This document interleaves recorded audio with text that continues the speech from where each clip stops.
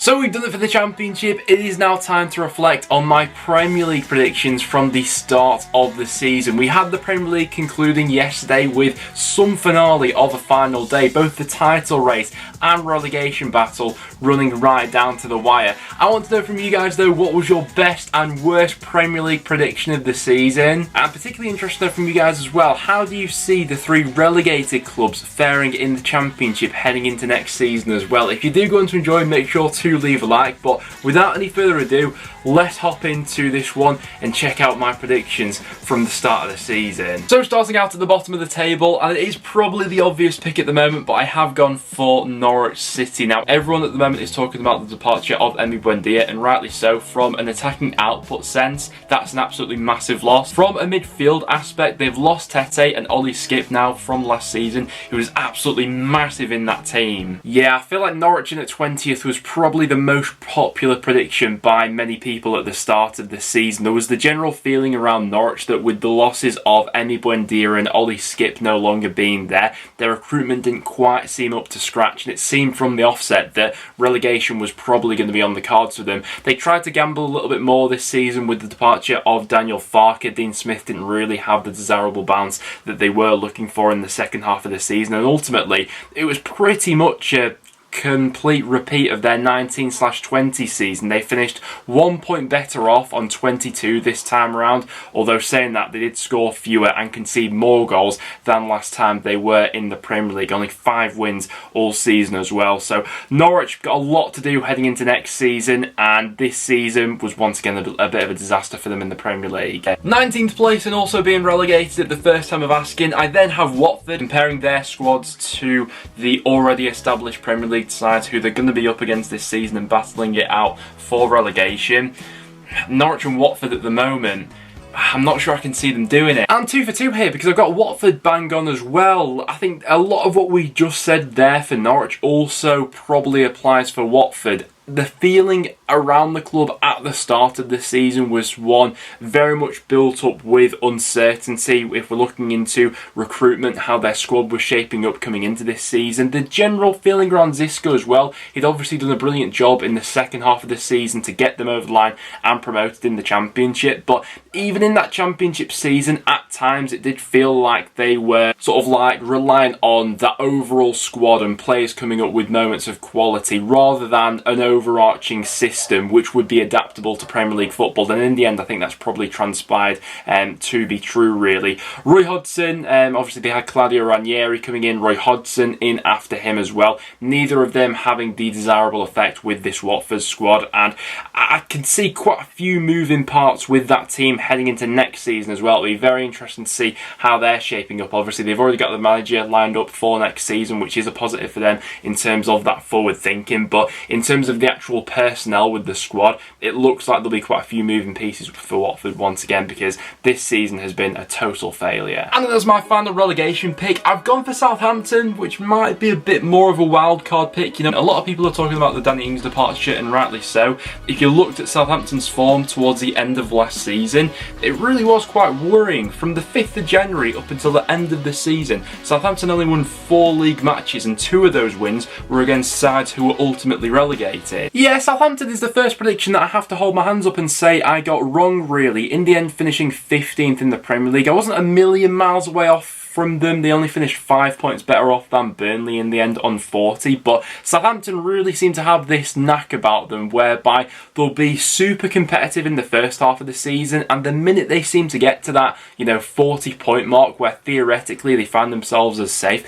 they totally fall off a cliff. And I probably read a little bit too much into their form at the end of last season, because pretty much the exact same's happened this season as well. They've only won 1 of their last 12 Premier League matches.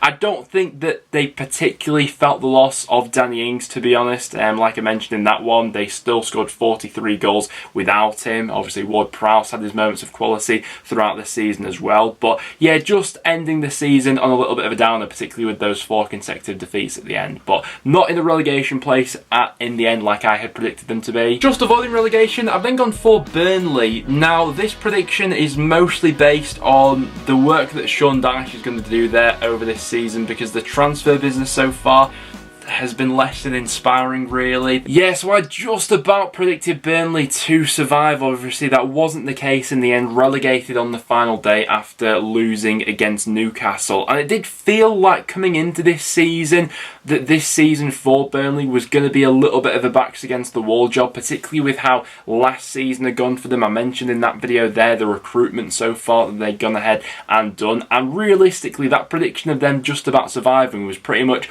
all built up on Sean Dyche and his past experience with this Burnley squad. Obviously, they took that gamble in the end to go ahead and part with him, but 3 defeats in their last 4 matches ultimately meant that Burnley fell short. And coming back down to the Championship this season, I think there's quite a bit of cause for concern for Burnley at the moment in terms of the outgoings that are going to happen at that club, in terms of the big players who are out of contracts, the loans that they've got to pay back and things like that. Financially, I think that Burnley are really going to feel the hit from this relegation here. Next up, and in 16th place, I've then gone for Brentford. I thought I'd throw at least one of the newly promoted sides in there to go ahead and survive, and I've taken a bit of a deeper dive into each of the squads, looked into the style of play from last season as well, and I can't help but feel like Brentford might just end up being the best equipped to adapt to Premier League life when compared to Norwich and Watford. Yes, okay, I will completely take this one. In the end, Brentford going even better than I had predicted them, finishing 13th in the end in their first Premier League season, which is an absolutely astonishing achievement. But what a job Thomas Frank has done there. And like I said in that previous video, it just felt like Brentford coming up to the Premier League with their style of play was going to be a little bit more transferable than Norwich and Watford. And in the end, I think that that's completely materialised. Credit to Thomas Frank though, because I think that he has probably tweaked his system more than the likes of, you know, Watford and Norwich, who ultimately have probably paid the price for that in the end. I think they've been tactically quite flexible this season. Obviously, the impact of Christian Eriksen coming in January was absolutely huge for them as well. But I still had a few doubts over Thomas Frank coming into this season, I have to be honest, but he's totally blown any of those out of the water for me. And yeah, it's been a terrific season for them. Very happy I predicted them to stay up because they've been a great addition to the Premier League for me. 15th place, I've gone for Newcastle. Now, things may not be entertaining and it's probably going to be maybe a bit of a slug of a season, but I do think that Newcastle will have enough to eventually get over the line. Okay, once again, not bad. A lot of people had Newcastle going down at the start of the season, but I just thought they'd have enough in that squad. In the end, I can't really take all too much credit for this Newcastle prediction though, because so much has changed with that club compared to when I was predicting them then up until the point they are now. You know, they were still owned by Mike Ashley at the start of the season under the management of Steve Bruce, and a hell of a lot has changed since then. Going into next season, I think there's so much optimism around this Newcastle squad. They've been an absolute breath of fresh air under Eddie Howe, and eventually finishing 11th in the league, which is some achievement considering where they were at the start under Steve Bruce. So then I've gone for Crystal Palace. Now, at the start of the summer, I was a little bit fearful for Palace with all the players they lost. You know, they had a safe pair of hands there in Roy Hodgson, and the new manager coming in, you know, Patrick Vieira, still fairly unknown in the managerial sense. However, I really quite like the recruitment that they've done so far this summer. Mark Guehi and Anderson coming in, I think could be a really solid partnership at the back. Guehi was probably the best centre-half in the Championship last season. He was absolutely unreal for Swansea. I'm a fan of Conor Gallagher, who's coming on loan for this season, and Michael Elise is the big one here, you know, and what a steal they got him on, you know, just over 8 million they paid in the end. Okay, once again, I'm pretty happy with this prediction as well. In the end, Crystal Palace finishing a couple places higher than I had them predicted to finish, but Palace were a little bit of a wild card coming into this season. You know, the end of the Roy Hodgson era, it was a little bit of a rebuild that Patrick Vieira had to go ahead and do, and Vieira himself as manager in the Premier League was unproven, but I like the look of their recruitment at the start of the season, investing in loads of youngsters who had previously applied their trade in the Championship, so I had a little bit of knowledge about them. And I think that they've all really come up trumps with them. You know, Guehi's been fantastic, Elise with his moments as well. Conor Gallagher's been an absolute breath of fresh air in that Palace squad. Yeah, I've liked everything about Palace this season. Coming in just above Palace, Brighton fans are going to love this, but I do have Brighton fans in 13th place. Now, their underlying numbers last season were fantastic, and I'm backing them to have a bit more of a steady season this time around and not be quite as involved in the relegation battle that they seemed to be last season. Once again, not an awful shout, but Brighton going even better than I had them predicted to finish, with a top half finish this time around. 9th place under Graham Potter. What a fantastic job he has done with that Brighton squad. How he's managed to mould them into his philosophy, his team, his collective. Brighton have been absolutely fantastic, and they have had their patches of inconsistency, and at one point seemed like they could have maybe gone one better even in terms of, you know, maybe challenging for the European spot. Next up in 12th place, I've then gone for Wolves. Once again, not the worst shout in the world. Wolves finishing 2 places better off in the end than I had them predicted to finish. A top 10 finish for Wolves in the end, obviously. A little bit of a slump in terms of their results towards the end of the season, but for the vast majority of the season we're up and around challenging for a European place. Bruno Lage did a brilliant job there, and particularly with how that defensive line has been coached throughout the season. They've been a tough nut to crack for the vast majority of it. In 11th place, we then have Everton. Bottom half finish would be quite disappointing, but once again, similar to Wolves, there feels like there's been a little bit of a regression. Yeah, I have to admit, at the start of the season, I thought that I might have been a bit harsh on Everton, predicting them to finish in 11th place, but in the end, they were way worse off than that, finishing in 16th place, lucky in the end to avoid a sort of final day relegation showdown with Leeds and Burnley. But to be fair to Lampard, he managed to pick things up there towards the end of the season, and maybe I should have seen this one coming. You know, it was a 10th place finish for them last season. Benitez coming in this season was never going to be a popular appointment, was he?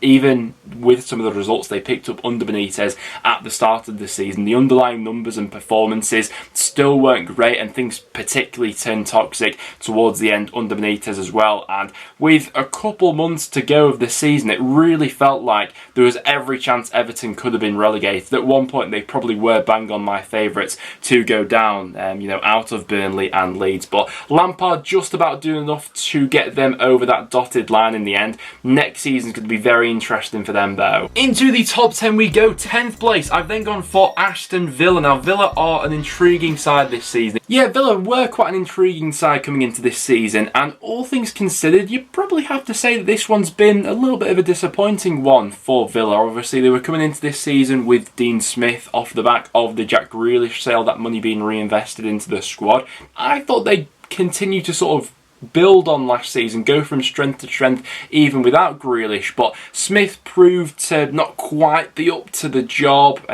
Gerrard came in, had an initial bit of a bounce, but I think Aston Villa's season can be best summed up by their inconsistency, really. You know, at their best, they can be very good, but when things go against them, they tend to fall apart a little bit. Very interested to see what the plan is for Villa heading into next season in terms of their recruitment strategy. I'm sure that Gerrard already has his targets on the board, and I'd like to think that Villa are and will continue to be quite an ambitious club as well. Obviously, still hopeful from Villa that my team Preston will be able to sneak Cameron Archer on loan for another season. He's been an absolute diamond for us, but yeah, all things considered, a little bit of a disappointing one for Villa, finishing 14th, I'd say. Next up, and there's a bit of a fall off from last season, I do have West Ham. Now, there is still quite a bit to like about this West Ham side. I particularly enjoyed watching them last season, and I do like how David Moyes, you know, proved a lot of people wrong. You know, myself as a North End fan, I'm always going to have a bit of a soft spot for Moyes. I shouldn't have backed against West Ham this season. Better than I had them predicted to finish this season, finishing 7th in the end, obviously. Just missing out on a Europa League spot, but have qualified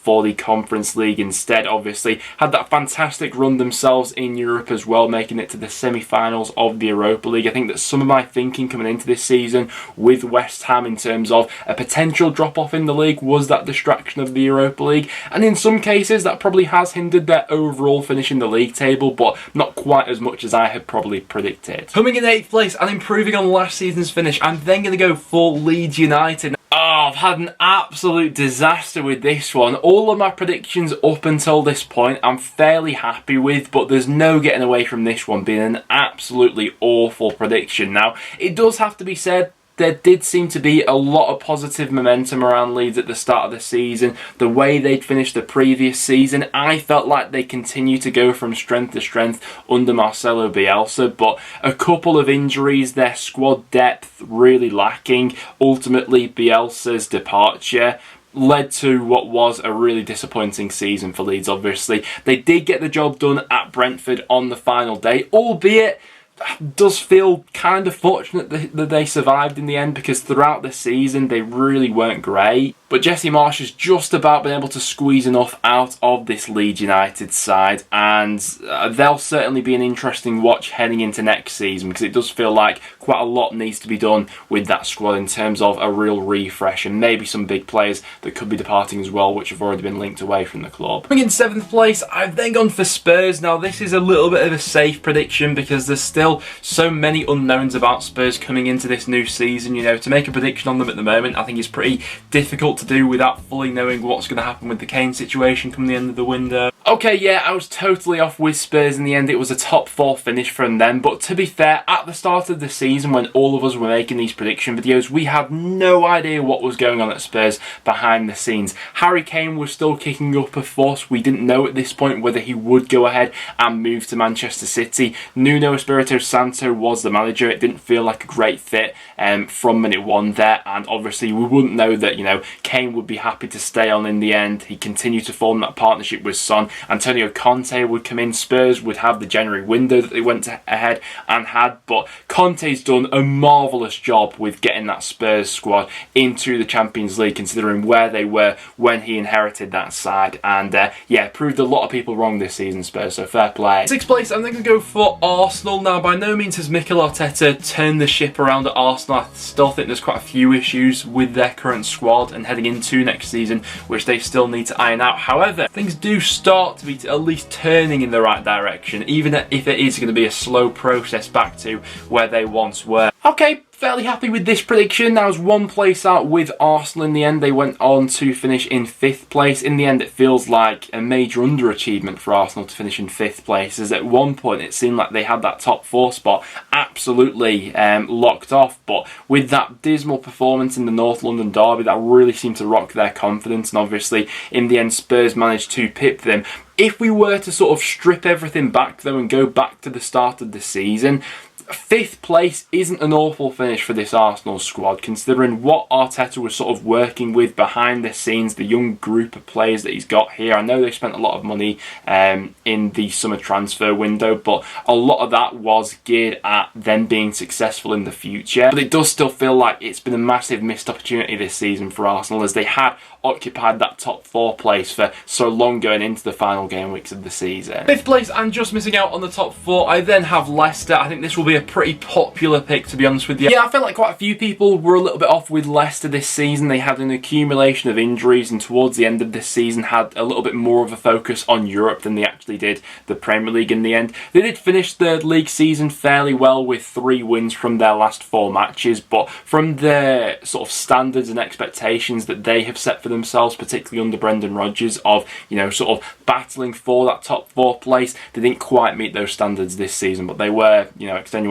circumstances behind the scenes as to why that was probably the case this season. And then for my top 4 order, coming in 4th place, I've gone for Liverpool. Now, to be honest, my 4th to 2nd are all pretty interchangeable, to be honest with you. I'm pretty set on who I think is going to win the league. Yeah, massive underprediction of Liverpool here. I had them 4th in the end to finish behind the likes of Manchester United and Chelsea. It wasn't to be for Liverpool on the final day of the Premier League season, but Liverpool, I don't think anyone quite knew whether they get back to the standard that they had set for themselves. Obviously, they were coming off the back of last season when they just about managed to scrape into the top 4, having had that mass accumulation of injuries, but Klopp continues to get the best out of this Liverpool group, and they've still got a Champions League to play for as well. So yeah, 4th was pretty harsh on Liverpool at the start of the season, probably. The place I think on for Manchester United, the biggest unknown for me is still Ollie. You know, his search for a trophy at United still goes on. Okay, pretty spot on with that Ollie comment about my biggest concern about Manchester United. In the end, that probably turned out to be true. Things went pretty stale pretty rapidly for Manchester United this season, particularly considering they were coming off the back of a 2nd place finish in the Premier League from last season. But this season has been a gross underachievement by United, potentially the biggest underachievement by any Premier League club this season. The fact that we were even talking about Manchester United being in contention for the Premier League title at the start of the season, for them to come 6th this season, absolutely nowhere near a top 4 finish, having added the likes of Cristiano Ronaldo, Jadon Sancho, Rafael Varane, is an absolute shambles. Ten Hag really has all the pieces to go ahead and pick up next season. 2nd place, I've then gone for Chelsea.